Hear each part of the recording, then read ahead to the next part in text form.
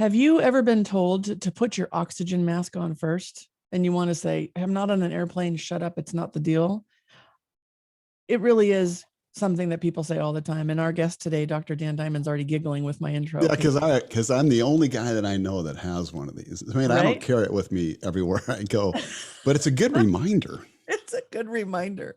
Welcome to Ctrl+Alt+Delete, everybody. Lisa Duerre here with Dr. Dan Diamond. And I have to tell you, as we were prepping for today, I was watching Dan's TED Talk. I was reviewing some other things that he has to share. And honestly, we could have 4 days of podcasting just to talk to this brilliant man. So we spent a little time narrowing down our focus today to be of highest and best service to you. And this oxygen mask really stands out today. We are in the midst of so much rapid change. People are getting vaccinated. Life is starting to open up a bit.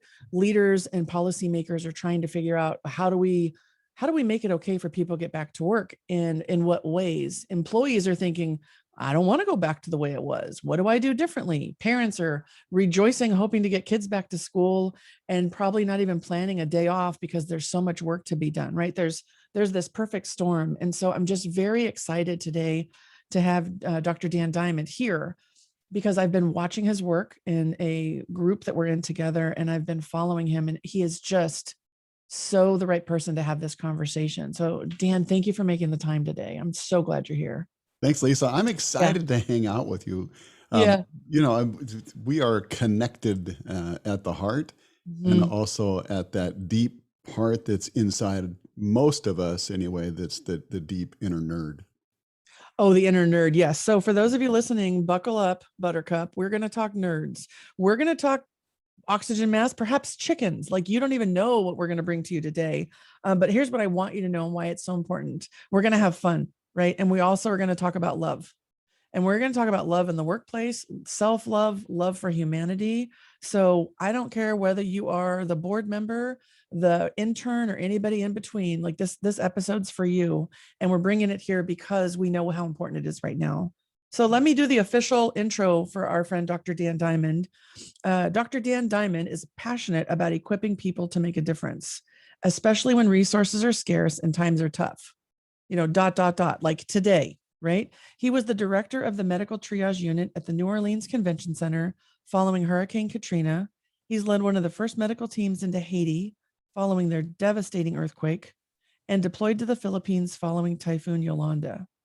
So I just want to say, there's more to this intro, but I want to just pause and say, I just want to give mad, profound respect to you, Dr. Dan, for what you do for everybody in these situations and the stories you're going to share with us today, because I haven't been in that. I've been through the .com bust, and boom, I'm working through COVID, right? I've seen the financial crisis. So I've seen it through a different lens. I'm just excited to take what you've seen and heard and bring it forward to be of service to others, so that not one moment is wasted there. And everyone listening, I want you to know Dr. Diamond's the author of Beyond Resilience, Trench-Tested Tools to Thrive Under Pressure. And how appropriate is that? And I want to let you know, I'm very excited because he's been seen on CNN, Anderson Cooper, Larry King Live, and now Ctrl+Alt+Delete with Lisa Duerre. Yeah, there you go. Look at Boom, that. just like that. Boom, look, I'm bringing the hedgehog out. Like that. Yeah. When's the last time you were on screen with a hedgehog? Okay. You gotta bring the hedgehog. Right, yeah. So I said a lot, and I know there's a lot to unpack there. What I'd really love to know first off is, with everything I've just described, what's going on for people, are you seeing that too? And what's your lens right now as you're seeing the world change yet again at such a rapid pace? What are your observations? You know, yeah, it's interesting when you look at responding to a big international disaster. There's the first in teams, that first response piece. That's my sweet spot. And then there's the people that come back in to do the mitigation and to rebuild, and they play a longer game. And with COVID-19, everybody started out saying, we can do this. We're going to rally together. Our team's going to be better together when we're apart. It's, you know, all this. It was great. It was awesome. And then it became a marathon, and then it became a super marathon, and then it became like the Big Muddy. Do you have Big Muddy where you are? You know, these people that race through the mud and everything? Haven't done it, but I do know it. Yeah. I'm not doing that. I did the medical coverage at that, and we sent out like 4 people with broken ankles. I'm not Oh doing that one. man. No, it's not good. But Yeah. we're in a long haul now. So now we're getting to, you depleted your adrenaline, rah, and now it's like, like I wish that I could see everybody that's listening to this right now. So we could just say, hey, how many of you are feeling tired and disconnected right now? And just like, just go back to normal. It's like, yeah, that's what I'm feeling. And so for me, the interesting work for me is happening here and here. Head and heart. Personally. Yep. Mm-hmm. Personally, and the conversations that go on back and forth between here and here. Because the days that, and this seems so simple, and I'm not going to get all woo-woo on you. I'm a disaster guy. We don't do that. Okay, we do, but only because we know it works. But the internal conversation that I'm having, if I wake up in the morning and I'm saying, man, this sucks. I am so tired of this. I just want to get on an airplane, go fly some place, do a keynote presentation, meet some new friends, chill, have a great time, come back home and just relax, like, yeah, no, I'm just like, this sucks. And if I'm looking at the world through that this sucks lens, my options become quite limited. And have you ever had an experience where you experienced tunnel vision? Absolutely. Yeah. Yeah, I did. And it was the most embarrassing moment of my entire life. Are you kidding me? The tunnel vision? I'm not kidding you. The question is, do I want to tell you the story? Well, I'm leaning in. For those of you looking, I'm like, do I dare share this with your audience? I don't know. Like, man. Because if I see any of you and then you say, oh yeah, Diamond, I remember that. I remember that story. Well, yeah. So we were in Haiti, and we got there. It took us about 5 days to get to the hospital we were assigned to resuscitate and get back online. Because, well-meaning people, and we could have a whole conversation about what happens when well-meaning people think that they know what's best for people that are suffering. Yeah. But they haven't taken the time to come alongside them to say, hey, what do you need? When people send in blankets to a tropical zone in airplanes, and the airplanes didn't think about the fact that there isn't any way for them to refuel, then it just fills up the airport and we can't get the supplies in that we need, and we can't get in. So we have to fly into the opposite side of the island and then drive down. So it took us 5 days to get to the hospital we were supposed to resuscitate. And, there was, it just looked like the whole world had been taken up, shaken and slammed back down on its foundations. And there were so many buildings that I saw that were collapsed. And part of my job as the incident commander, we use the same strategy as the fire department does with the incident command structure. And part of the job with the incident commander is I got to look around and make sure that I'm interfacing with all the other teams. So I'm reaching out to, I go to the United Nations meetings at the disasters. I'm reaching out to the Japanese, to the Israelis. The Israelis, by the way, were the best. They are so good at international disaster stuff. Anyway, I'd seen all of these buildings that had collapsed, and we are assigned to stay in a second-story concrete building. Okay. I'm like, can I have a tent? Would it be okay if I just pitched my tent? I have one. Can I just pitch? No, you have to stay in the building because it's not safe because there's bad guys out there. So we're going to put you in the second story and we're going to protect you and it's going to be good. I said, yeah.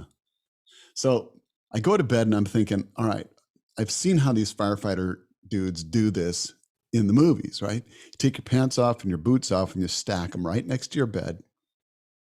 So if you have a fire or something, or an earthquake, you can jump out and land in your boots and just pull your pants up and run. I got it all planned out because I'm a disaster guy. That's what we're supposed to do, And I get in the bed and I tuck my mosquito netting in all around me and I go to sleep. And it's about 6:30 in the morning. And I'm dreaming that my mom is shaking my bed. And then I woke up and realized that it was an earthquake. And it was a 6.2 aftershock. Jay Leno said it well. Leno says, calling that an aftershock is like telling a woman with twins that the second one's just the afterbirth.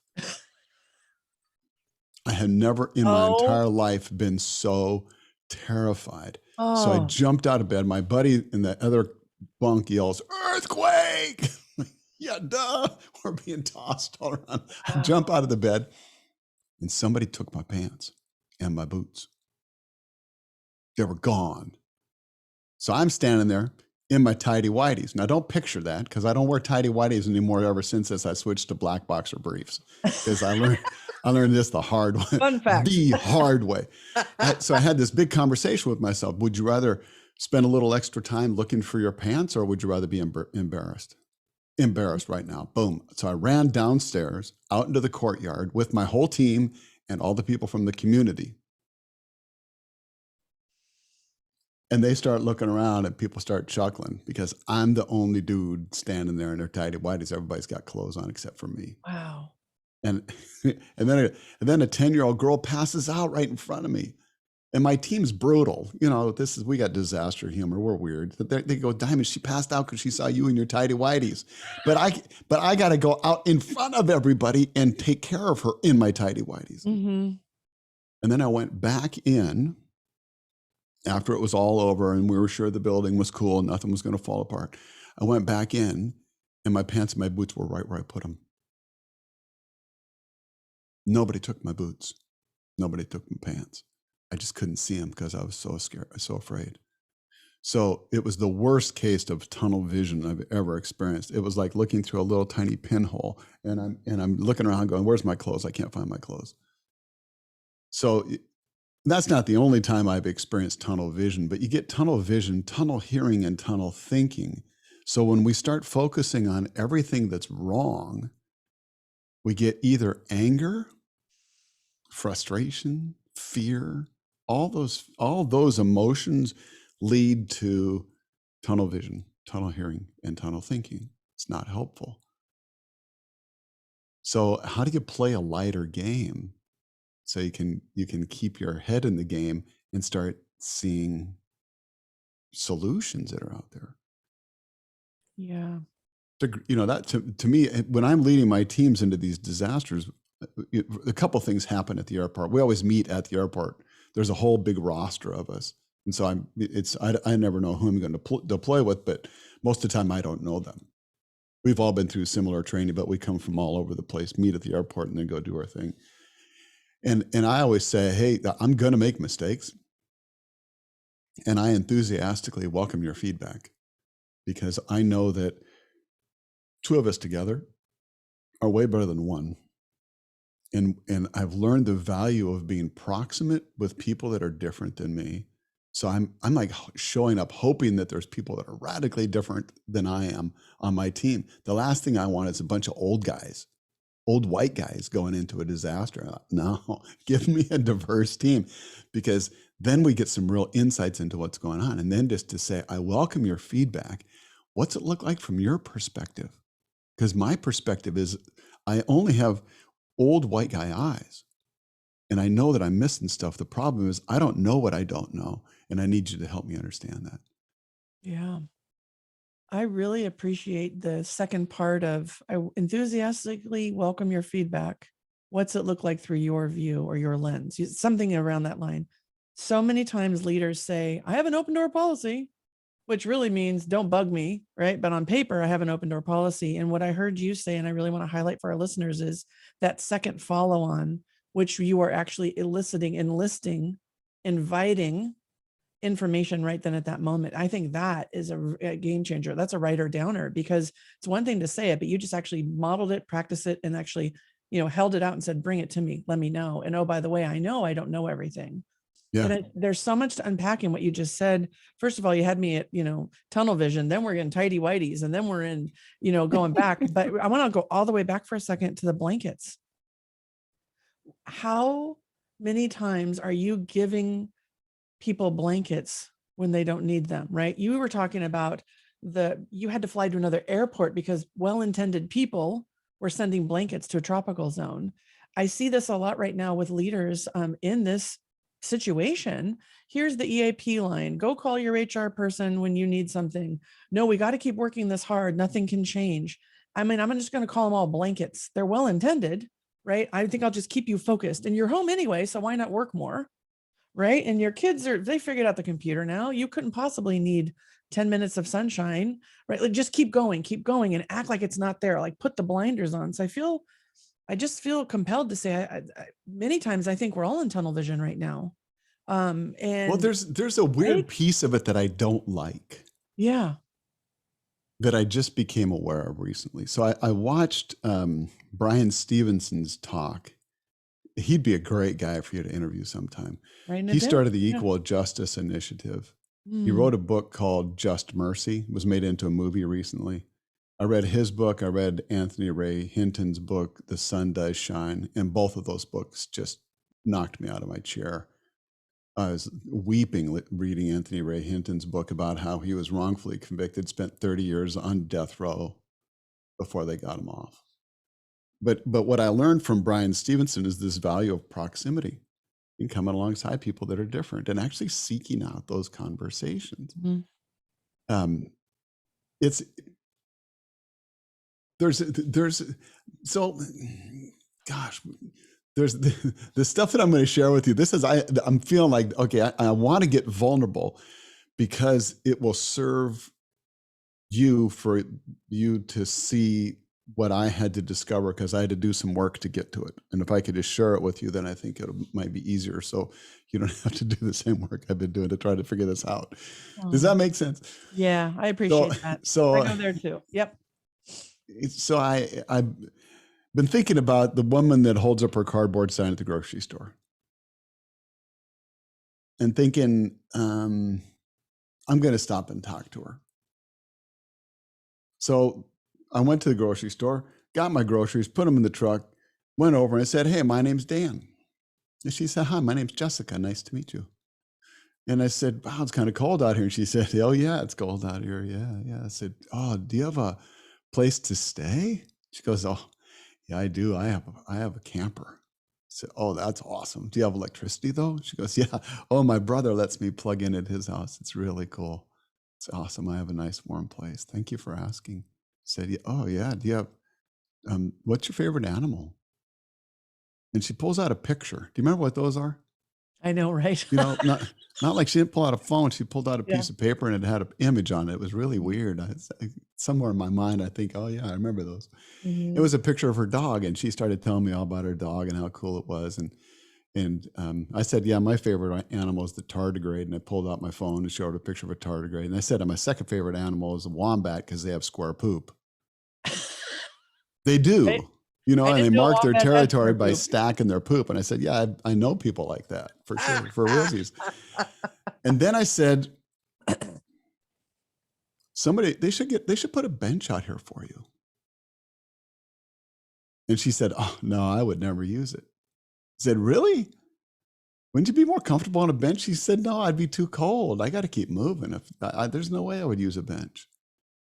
And I went away from that conversation thinking, okay, number one, I'm a doctor and I'm a problem solver, and that's what I do. Number two, and this is the part that's not so good, sometimes I solve people's problems before I understand what their problems are. Sometimes I solve people's problems and they don't want their problem solved. And there's an arrogance for me to show up and say, "Oh, hi, my name's Dan. I know what you need. You need a bench. I know what you need because I'm so smart." Like, really? Really? Yeah. And so as I drove home thinking, I just got schooled by Jessica that I don't know what's best. I just need to come alongside people and show up with love and say, "Hey, how are you? What can I do? How can I best support you? Is there something?" And then about 2 weeks later, I had a second epiphany on that same conversation. And this one's even more profound.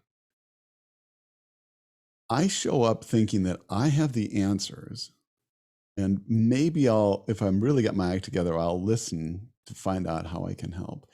But do I value her enough to give her a voice in the community on how we can step our game up as a community? Do I look at her as Jessica has something to contribute? And I went, "Oh, that's a game-changing thing." And I suspect if we went to Jessica and said, hey, we're going to get some people in our community together and we want to talk about how to make this a better place for everybody to live. Would you come? I think she would probably say, why would you want me to come? Because she has received the message over and over again from our society. You don't have anything to offer. You live in a camper in your brother's house and plug into his electricity. So I wonder, when you look at it from in an organizational hierarchy, which I think the organizations don't work that way anyway, they work more like a neural network, and we could have a great conversation about neuroplasticity in the brain and how the brain works. But I'm more and more excited about saying, how do we give everybody a voice? And how do we listen carefully to what everybody has to say? Because together, when we come together, we're really smarter. Yeah. I'm almost having an out-of-body experience right now listening to this because there's so much downloading for me. And I'm sure you have this moment too, where you're open to receive, right? I'm showing up with an open heart, open head. I'm here to like create a platform for these types of conversations. And so much is downloading. I just want to acknowledge that part, because I think as society, we're just framed to like, as the podcast host, I should just come right back at you with the next question, keep moving. And I kind of want to sit in this for a second and just unpack it a bit, because there's just so much to what you're saying. And when I think about our listeners who are navigating all of this, like, who are your Jessicas? Yeah. Who are your Jessicas, and what are they? You know how much people know that they're not even offering up or sharing because they don't feel like it matters or that it's not valued. I think about all the women leaving the workforce right now. And I think about my own mindset around this. As a white woman, I've always been like, yay, women, right? And then I start talking to my recently created friendships with women of color and realizing I had no clue what it was like to be a woman of color in tech. I knew what it was like to be a white woman in tech. Let me tell you, that's a whole different ballgame. And so, my Jessicas too, like, who are my Jessicas and where can I go with that? And so, I'm not really sure what my next question is, except I want to just state out loud, I appreciate the story, the message underneath it, and the vulnerability you shared in that, so that we can all embrace our own humanity and our own lenses, our own shared experience. And yet the difference in that too, because the collective is always stronger when there's safety and inquiry, right? I love the question, how might we get everybody's voice at this, on this topic? How might we make sure people are getting what they need? And then for a leader, I mean, honestly, Dan, when I think about leaders, I feel for them in empathetic ways so much, because they're so afraid of asking that question because they might not be able to solve it. And society says, well, you better have an answer.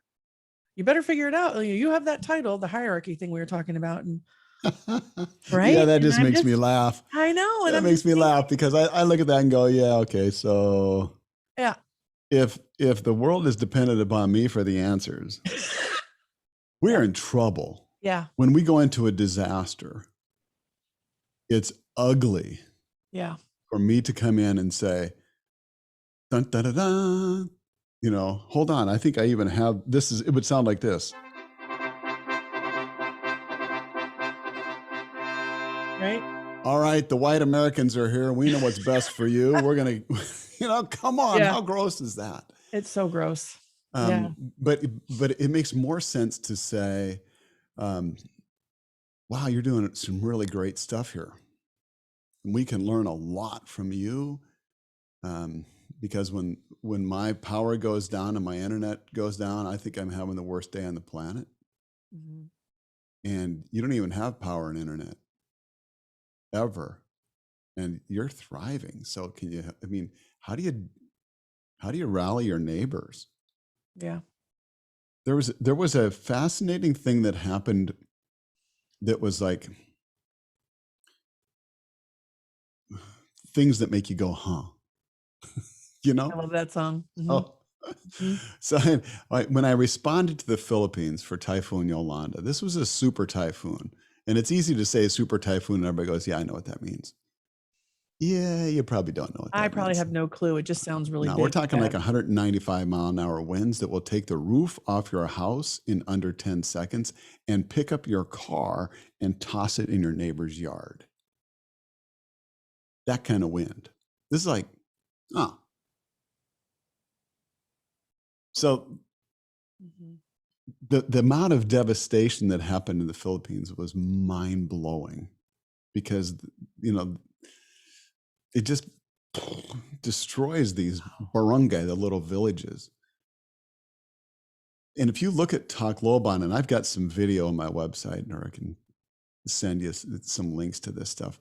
Yeah. I shot video. We did heli clinics, which is really a cool word for we got to ride in helicopters. No, I'm not supposed to be excited about that, but it is really cool to ride in helicopters. So, I mean, you get to ride in a helicopter, right?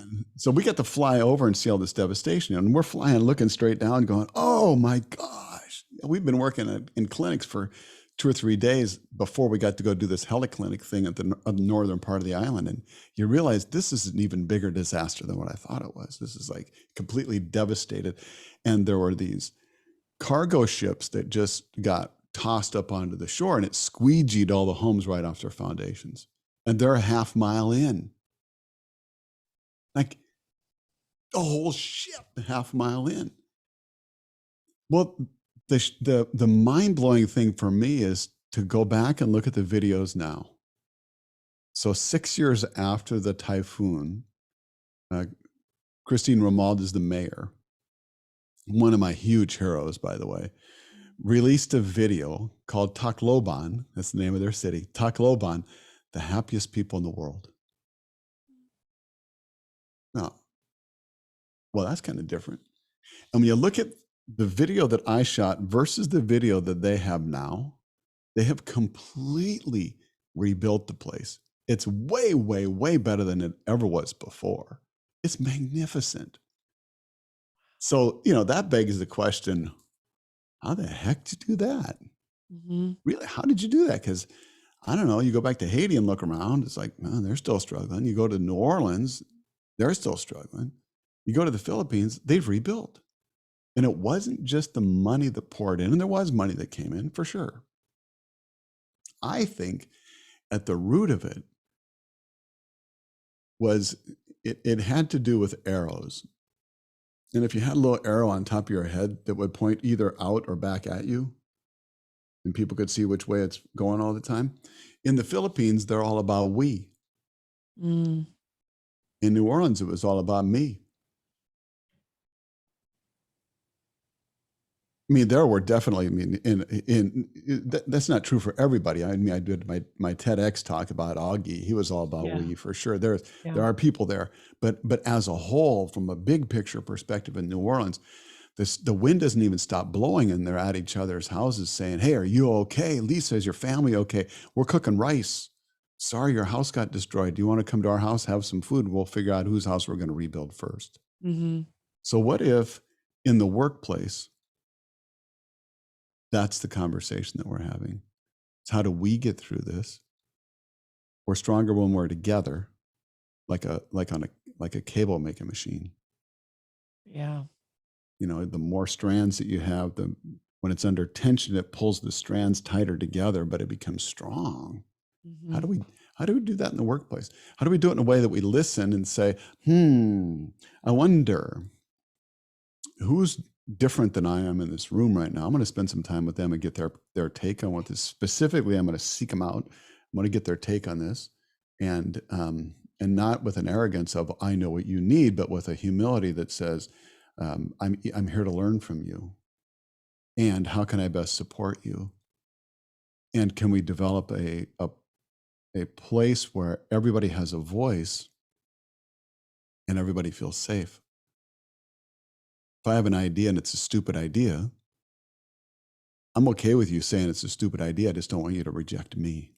You know, so how do we create those kinds of conversations? Because not all my ideas are great. I have some really good ones, but not all of them. But, you know, am I afraid to share? Which is why I like the how might we question. The difference between how might we do this versus how could we do this is night and day in a disaster. Night and day.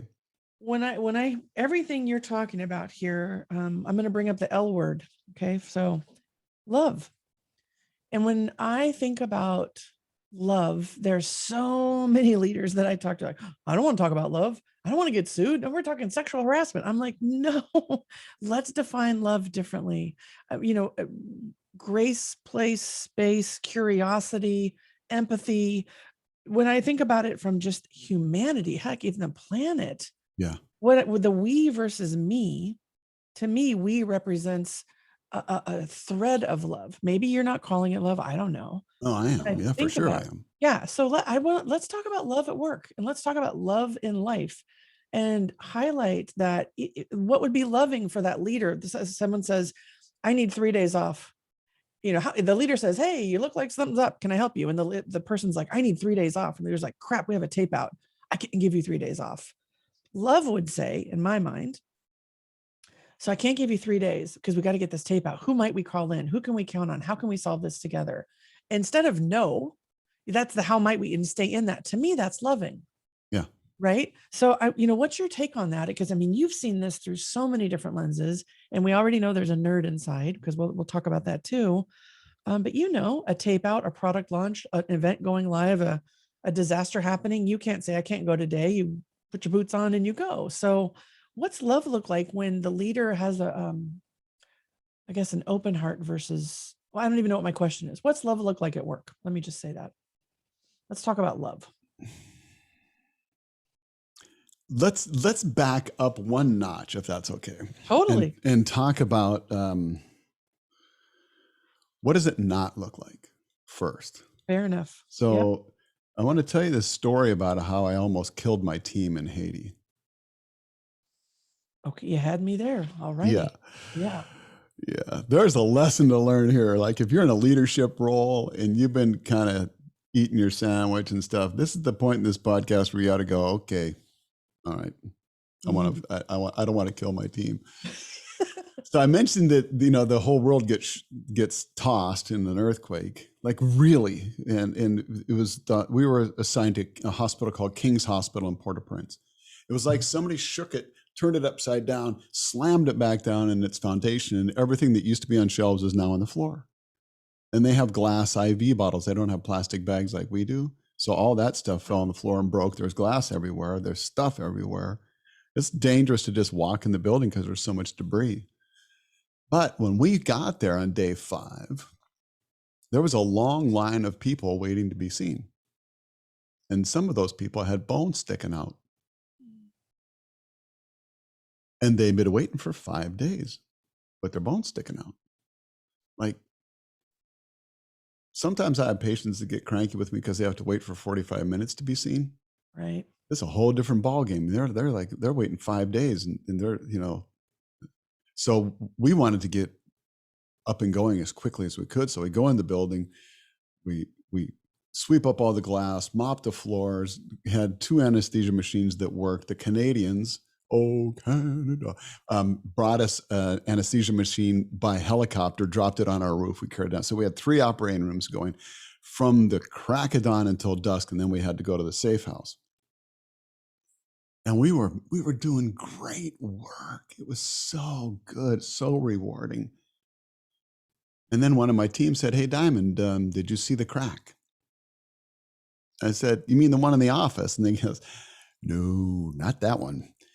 The crack. I said, oh, show me, man. Let's go. So he takes me downstairs. We go out front, and the operating suite was cantilevered out from the building about 15 feet above the ground. Like you could walk underneath it. Okay. There was about an inch, maybe 3/4 of an inch crack going right up the side of the building where this was attached. And again, I've been all over the town, all over the city. I knew what happened. I saw all kinds of fronts of buildings that had fallen off. It's like, oh. So we finished up the cases we were on. We evacuated the surgery suites. I went to the United Nations. I found some awesome engineers from Spain. They came over and they looked over the whole situation, had us build some pillars to support the front of the building, and then we were back in business again. In the incident command structure that I mentioned earlier, There's the safety officer, and the safety officer's sole job is to keep the team alive. If I have not established a safety officer or appointed a safety officer yet, as the incident commander, I'm the safety officer. So there's no way for me to look around and say, what's wrong with you guys? How'd you miss this? And I was like, dang. And the National Academy of Medicine came out with a model a few years back about wellness, about physician wellness. And at the very center of it, they put patient well-being. And I looked at that, I took one look at that model and went, you guys got this one wrong. You cannot put the patient at the center. You cannot put your customers at the center. You have to put yourself at the center, not from a selfish perspective, but from a loving perspective. If I lose my arms and legs and the building collapse, it makes it really hard for me to get up and serve anybody else. I have to keep my body running. I have to take care of myself. I have to take care of my team. So there may be times where you've got a tape to get out and your team is not at the point where they can do it. And you have to say, I hear you. We're shutting down the whole dang thing because I love you and I care about you. And your health is more important to me than that thing that we need to produce. So we're going to shut it down. And we're going to come together as a team to rally around each other to figure out how we can work more efficiently together in a way that you don't feel like it needs to get to this point where we got to shut the whole thing down, because that's not so good for us. Yeah. We got a whole line of people out there that need us right now. But I know I had to shut that off. I had to shut that down to keep my team safe. And I almost killed my team because I didn't pay attention to my team like I should have. It was like, yeah, it's like leadership 101. I don't think I've ever been this speechless on a podcast interview because honestly, like how many leaders can raise their hands right now and say, yeah, right? I didn't put my oxygen mask on. I mean, me personally, I burnt out, took a 3-month medical leave, left the team hanging, couldn't function anymore. Not good, right? We've talked about that too. So, are we still recording? Yeah, we're still recording. Something happened on my screen here. So what I want to say about that is taking a step back of what it doesn't look like for your own example. We all have, I know everybody, if they're reflecting at all, that we have a story like that. With the time we have left in this interview, I know that you are so dedicated to this concept of unstoppable love. I'd like to bridge. I mean, and also we talked about our oxygen mask, right? So that's how we started. So I feel like it would be full circle for us to, here's what it wasn't, and maybe here's what it looks like now. And what, what's something tangible leaders can do right now to just put that oxygen mask on and be loving to themselves? Because that's the message here. You got to be okay so you can take care of the people you're in charge of. Yeah. Yeah. So how do I take care of myself? Wow. Part of it is paying attention to the internal narrative. And like, if I'm telling the story that I just told and I said, I'm a disaster guy, I shouldn't make that thing. Why do I do that? That kind of an internal conversation. As I'm saying it, I'm going, oh, you're not being very nice to yourself right now as you're telling this story. How about maybe there's a different way you can tell that story. Maybe the story is we had such an intense love for the people that were there that we forgot. And most people would forget. And that's okay. The good thing is you recognized it in time and nobody got hurt. The next time you're in that situation, make sure you're in a safe workplace. Okay. All right. Right. So yeah. I'm learning to pay more and more attention to my internal narrative that I have. Yeah, because what you're saying is you have a choice in that moment. What words, what feelings, what story, what villain, right? Are you gonna look at it through the lens of you're the villain, or look at it through the lens of you're human and here's what's going on, and what were the drivers and what can you do differently? Yeah. How can I be tender and nice to myself? How can I be tender? Oh, Kristen Neff's stuff all about self-compassion is amazing. Yeah, amazing. I agree. It's really, really helpful. Yeah. So that, and I'm trying to do things like take care of myself. I exercise every single day. Every single day. I don't miss. I had 823 days in a row of exercise, and then I had to have a quadruple bypass, and so I had to take a little bit of time off. Oh my. Yeah, like what the heck? Oh, just I a had a little, streak going. I can't stop for this. right? Who cares about a Do bypass? you get Come bonus on. points for that? Is that, Yeah, like some special yeah. challenge? So in I'm the back app? up to 380. I think I've got the shirt design. When I get to 824, when I break my record, Mhm. I'm having my shirt. I'm an Apple Watch guy. Yeah. Today's podcast is brought to you by Apple Watch. It's all about closing Yeah. your rings. My shirt Yeah. design says Lord of the Rings on it.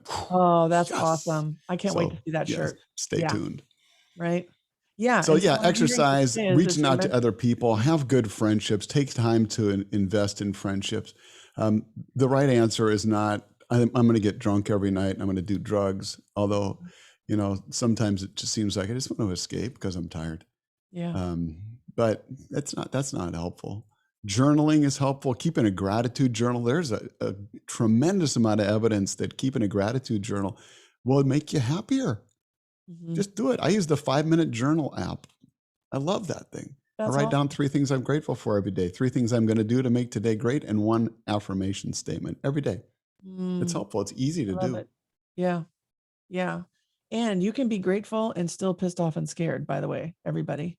Yeah. You can have the But duality of the but feelings, right? but black boxer briefs, you have to admit, are better than tidy whities. Absolutely.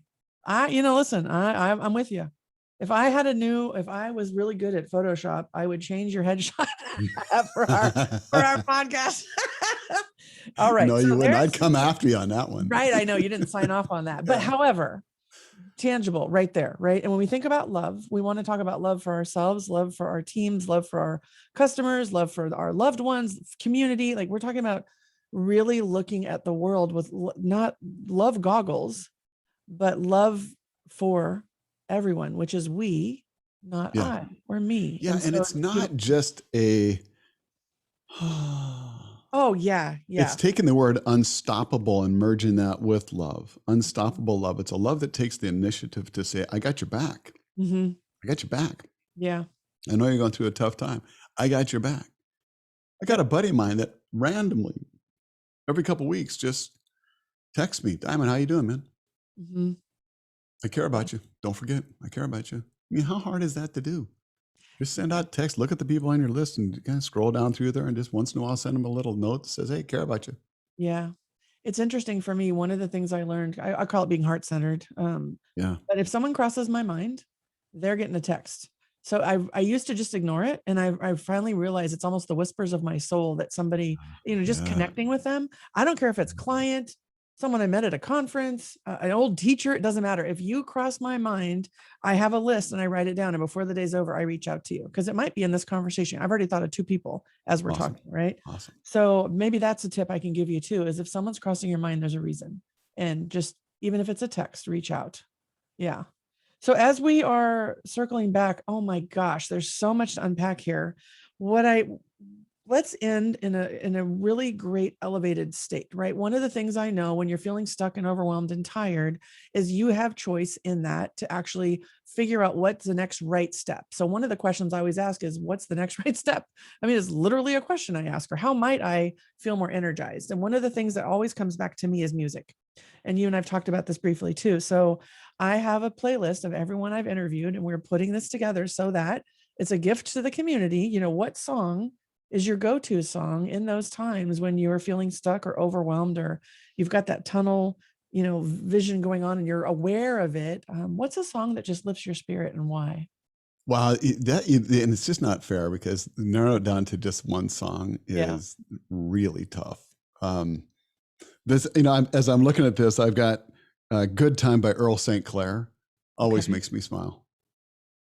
But I don't think you could do wrong with funk when you're struggling either. So Right? you could have a whole conversation about playing funk music. Oh, yeah. So that's your go-to. That's going to be the one we're putting on the playlist. Yep. And I have one little tiny, just little thing that I'm getting a nudge to share with you. Oh, please. Yeah. We have to pay attention to those. I was working with a hospital system that was struggling with patients falling out of bed. And you have to report that to the feds, and then the feds ding you financially for that. So they were in the bottom 25th percentile for patient falls. So they did what most organizations would do. They formed a committee. Yeah. What was the name of it? Safety committee or No, fall no, out of bed no, no, committee? Was no. it as creative as fall out The of bed fall committee? committee. And I don't even know what you do at a fall committee meeting. It's like, yeah, we all get together, we sing ashes, ashes, we all fall down, and then everybody falls down. What do you do at a fall committee meeting? Well, it must be held in the fall, right? It's got to be like a September. No doubt. There's so many things that are wrong. Colors. We can do leaves and colors. I got the whole marketing scheme. Yeah. What they came up with was mandatory nurse rounds every hour, 24 hours a day. A nurse is going to wake you up and say, hey, Lisa, you have to pee or poop. Don't get out of bed without me. And just when you're about to doze off again, then, hey, Lisa, wake up. You don't have to pee or poop. You don't get out of bed without me. Oh. And so the patients are pretty cranky. They're going like, do you guys have a fetish or something? Because this is wrong. Yeah. The nurses are mad because now they got to do dumb charting that doesn't make any sense. Mm-hmm. And what do you suppose happens to the fall rate? Not much. Not much. It might even get worse because the patients are like, I'm not going to call them. They're weird. Yeah. Or I'm so damn tired. But what's the opposite? Here's the nugget to think about. What's the opposite of patients falling out of bed? Most people would say a patient's staying in bed. Well, we can do that with rope. The opposite of patients falling out of bed is not patients staying in bed. The opposite of patients falling out of bed is great mobility. Dude.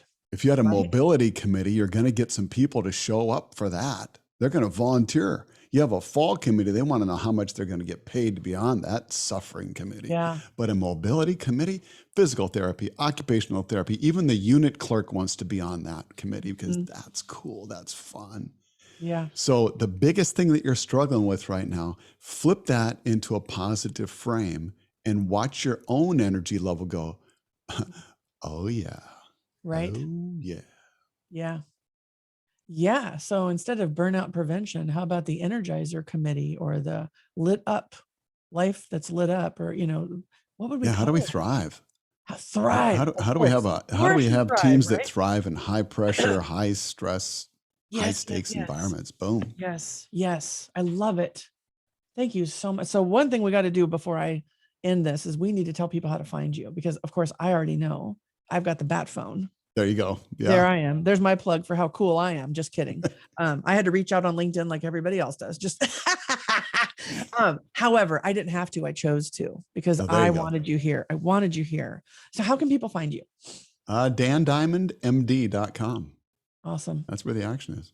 That is the action. Yes. Dan at DanDiamondMD.com. And I'm doing coaching and consulting and facilitation and keynotes and all kinds of fun stuff. So happy to pitch in and help at DanDiamondMD.com. Love it. You are a diamond. And I know you've probably heard that before, but Dr. Dan Diamond, thank you for being here. Thank you for showing us that oxygen mask and telling us stories so that we can come into our own awareness as well, and always buttoning it with the cherry on top with actions. There's just something brilliant about the way you share and what you do. And I am grateful for our time together. Thank you so much. My friend. Yeah. I appreciate you. Yeah. Heartfelt. All right, everybody, go out there and think about who your Jessicas are. Think about what you need to know and what you might be missing. And then remember, number one, love yourself. Take good care of yourself first, so we can all do the work we're here to do. And one love for everybody. All right. Have a great day.